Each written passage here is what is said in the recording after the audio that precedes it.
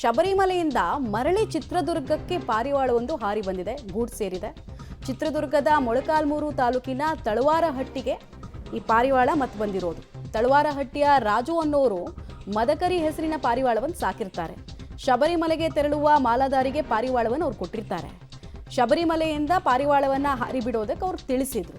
December 31ನೇ ತಾರೀಕು ಶಬರಿಮಲೆಯಲ್ಲಿ ಪಾರಿವಾಳವನ್ನು ಅವರು ಅದರಂತೆ ಹಾರಿ ಬಿಟ್ಟಿರ್ತಾರೆ. ಜನವರಿ 21ನೇ ತಾರೀಕು ಮರಳಿ ತಳವಾರಹಟ್ಟಿಯಲ್ಲಿ ಗೂಡು ಸೇರಿಕೊಂಡಿದೆ. 21 ದಿನಗಳ ಕಾಲ ಕ್ರಮಿಸಿ ಮರಳಿ ಗೂಡು ಸೇರಿದೆ. ಬರೋಬ್ಬರಿ 900 ಕಿಲೋಮೀಟರ್ ಕ್ರಮಿಸಿ ಪಾರಿವಾಳ ಬಂದಿರೋದು ಈಗ ಎಲ್ರಿಗೂ ಕೂಡ ಆಶ್ಚರ್ಯಚಕಿತರಾಗುವಂತೆ ಮಾಡ್ತಾ ಇದೆ. ನಾವು ಹಿಂದೆಲ್ಲ ಓದಿದ್ದೀವಿ ಈ ಪಾರಿವಾಳಗಳಿಗೆ ಅದ್ಭುತವಾದಂತಹ ನ್ಯಾವಿಗೇಷನ್ ಅಂದರೆ ದಿಕ್ಕುಪತ್ತೆ, ದೀರ್ಘಾವಧಿಯ ನೆನಪಿನ ಶಕ್ತಿ ಮತ್ತು ತೀಕ್ಷ್ಣವಾದ ದೃಷ್ಟಿ ಸಾಮರ್ಥ್ಯವನ್ನು ಹೊಂದಿದೆ ಅಂತ. ಅದನ್ನು ಸಾಬೀತುಪಡಿಸ್ತಾ ಇದೆ ಈ ಘಟನೆ.